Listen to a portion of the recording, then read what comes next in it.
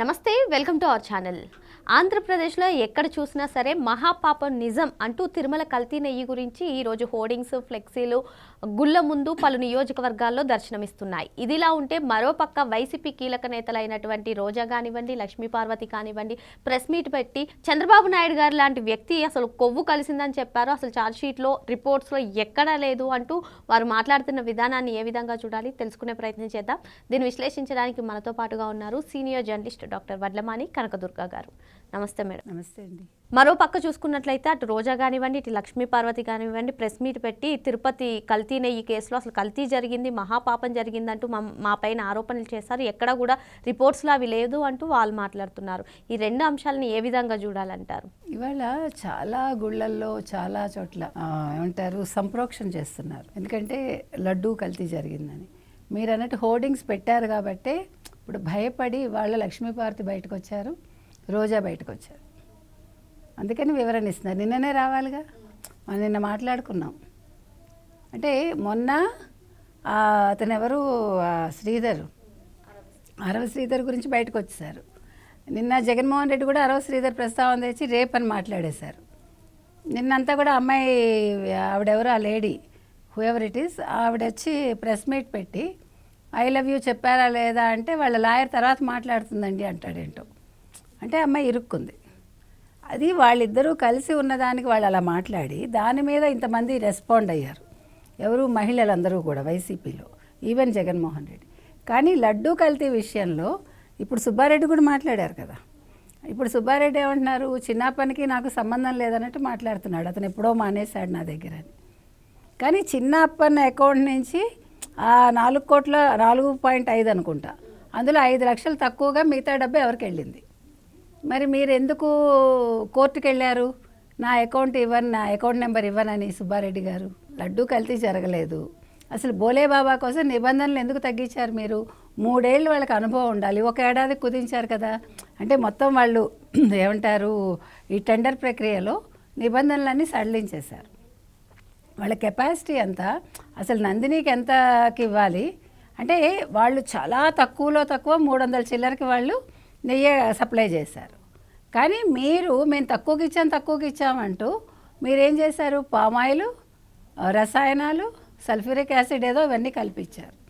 అంటే ఇక్కడ ఎంత తినేశారు? 235 కోట్ల చిల్లర ఎంతో తిన్నారు. అంటే అందాజా 250 కోట్లు అన్నారు అనుకోండి. ఇవన్నీ వాళ్ళ బయటకు వచ్చేసరికి, ముఖ్యంగా హోర్డింగ్స్ పెట్టేసరికి అందరూ ఉలిక్కి పడుతున్నారు వైసీపీ వాళ్ళు. బికాజ్ ఇది ప్రజల్లోకి వెళ్ళిపోయింది. అందుకని ఇవాళ ఏం మాట్లాడుతోంది రోజా? ఇవాళ లక్ష్మీపార్వతి ఏం మాట్లాడుతోంది? ఎప్పుడో ఎన్టీ రామారావు గారిని స్త్రీలోలుడని అన్నారు అని రోజా చెప్తోంది. చెప్పి ఆయన్నేమో వెన్నుపోటు పొడిచారట. అసలు స్త్రీలోలుడు అనడానికి వెన్నుపోటుకి సంబంధం ఏముంది? లక్ష్మీపార్వతిని చేసుకున్నారు. లక్ష్మీపార్వతి ఇష్యూ ఏం జరిగిందో అందరికీ తెలుసు. 95లో ఏం జరిగింది, ఆవిడ వైజాగ్ ఎందుకు వెళ్ళింది, ఆవిడ ఏం టెస్టులు చేయించుకుంది, ఆ రోజు రాత్రి ఏం జరిగింది, ఇవన్నీ అప్పటి వాళ్ళందరికీ తెలుసు, నాలాంటి వాళ్ళకు కూడా. వాళ్ళు రోజా మాట్లాడటం ఏంటి? ఏం తెలుసు అని మాట్లాడుతుంది. అంటే ఇప్పుడు కొత్తగా మీరు ఒక పాయింట్ కనిపెట్టండి.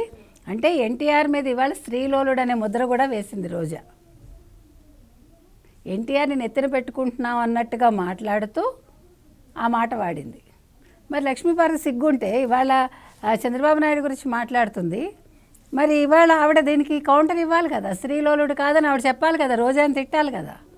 ఒకటి. రెండోది, చంద్రబాబు నాయుడిని ఇవాళ ఎంత నీచంగా మాట్లాడింది రోజా. అసలు రోజాకి బుద్ధి ఉందా, సిగ్గుందా? ఏ తెలుగుదేశం పార్టీ నుంచి వెళ్ళింది ఆవిడ? ఎప్పుడు కూడా ఒక్కటి గుర్తుపెట్టుకోండి శ్రావణి, మనం ఎవరిని కూడా తూలనాడకూడదు.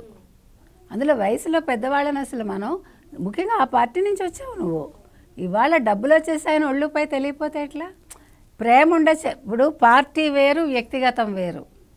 పార్టీ కోసం మాట్లాడటం వేరు, మన వ్యక్తి దూషణ చేయటం వేరు. There is a difference. మనం ఇంతవరకు ఎప్పుడు ఎవరిని వ్యక్తిగతంగా దూషించలేదు. పార్టీ పరంగా మాట్లాడతాం, రాజకీయాల వరకే మాట్లాడాలి. నేను ఎప్పుడూ చెప్తా, రోజా కష్టపడి పైకి వచ్చారని మనం ప్రతిసారి చెప్తాం. That is different. కానీ మీరు తిట్టేటప్పుడు పార్టీ పరంగానే మీ గురించి మాట్లాడతాం. మనం ఎవరినైనా అంతే, ఆడవాళ్ళని అసలు కించపరచం మనం. అది కనీస సంస్కారం మనం నేర్చుకోవాల్సింది. మీరు అని మాట్లాడేంత సంస్కారం లేనప్పుడు అసలు రోజా నువ్వు ఇంకా రాజకీయాల్లో ఉండడం ఎందుకు? ఒక చంద్రబాబు నాయుడు గారిని దద్దమ్మ అని అందే ఇవాళ ఆవిడ. అంటే ఈవిడ ఏమనాలి మనం? కానీ ఆవిడ స్థాయికి మనం దిగజారం కదా. ఇవాళ మీరు జంతువుల కొవ్వు లేదన్నారు అని ఒక రిపోర్ట్ తీసుకొచ్చి, మీకు బుర్ర ఉందా, బుద్ధి ఉందా? అసలు నెయ్యే లేదు మొర్రో అంటే అందులో మళ్ళీ జంతువుల కొవ్వు ఏంటి? అసలు ఏం మాట్లాడుతున్నారు? చంద్రబాబు నాయుడు గారు చెప్పటం ఏంటి? మీరు అన్నదాన్ని ఆయన ఎండోస్ చేశాడు అంతే. అసలు మీరు ఇప్పుడు ఏదో అంటారు చూడండి, తలా తోక లేకుండా మాట్లాడటం అంటే ఇదే. అది తలా తోక లేకపోతే రావా తెలియదు, ఇంకోటా తెలియదు, అలా ఉంది వీళ్ళ పరిస్థితి. ఇవాళ ప్రెస్ మీట్ ఎందుకు పెట్టారంటే భయపడి పెట్టారు.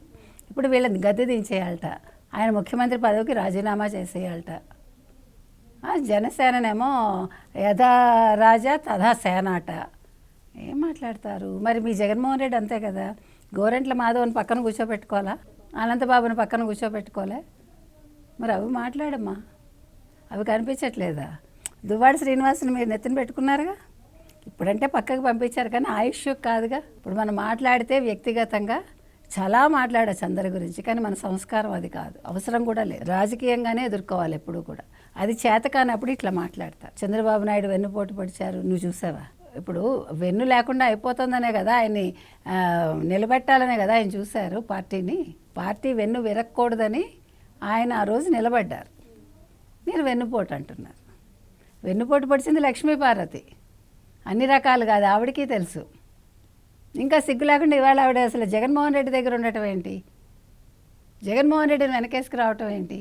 పైగా లేని ఏంటి కల్తీ నెయ్యి గురించి మాట్లాడుతున్నారు, లడ్డు కల్తీ కాలేదని ఆవిడ మాట్లాడటం ఏంటి? వీళ్ళందరూ అసలు ఏంటి, వీళ్ళందరికీ శాపనార్థాలు పెడుతున్నారు. మీ అందరికీ అసలు మాట్లాడే అర్హత ఉందా? ముందు అసలు రోజాకుందా? మంగళవారం వెళ్ళి టికెట్లు అమ్ముకున్న నువ్వు ప్రతి మంగళవారం తిరుమలకి వెళ్ళి నువ్వు మాట్లాడటం ఏంటి? ఒక అర్హత ఉండాలి కదా. మన అద్దంలో చూసుకుంటే తెలుస్తుంది కదా మనకి. కాబట్టి ఇవాళ ఇవన్నీ కూడా అక్కడ ఎప్పుడైతే హోర్డింగ్స్ పెట్టారో ప్రతి గుడి దగ్గర ప్రజల్లో కదలిక వచ్చింది. ఇవాళ చాలామంది వామిటింగ్ చేసుకుంటున్నారు, అయ్యో అలాంటి లడ్డు తిన్నామని. చాలా బాధపడుతున్నారు భక్తులందరూ కూడా. అది నిజం. అది ఇక్కడ జంతువుల కొవ్వు కలిసిందా లేకపోతే ఏమంటారు వృక్షాల కొవ్వు కలిసిందా కాదు, ఇక్కడ కల్తీ జరిగిందా లేదా. కల్తీ జరిగిందని 600 పేజీలు సుప్రీంకోర్టు నియమించిన సిబిఐ సిట్ చెప్పాక ఇవాళ మీరందరూ సుప్రీంకోర్టుని అంటున్నట్లు లెక్క. కాబట్టి ఇప్పుడు సుప్రీంకోర్టుని వీళ్ళందరూ కూడా అంటే కమెంట్ చేసినట్టు వాళ్ళ తీర్పుని. కాబట్టి వీళ్ళందరూ శిక్షార్హులే ఇప్పుడు. సో మరి రేపు ఏం జరుగుతుందో మనం వేచి చూద్దాం. మరో అంశంతో మళ్ళీ కలుద్దాం. Thank you. Thank you.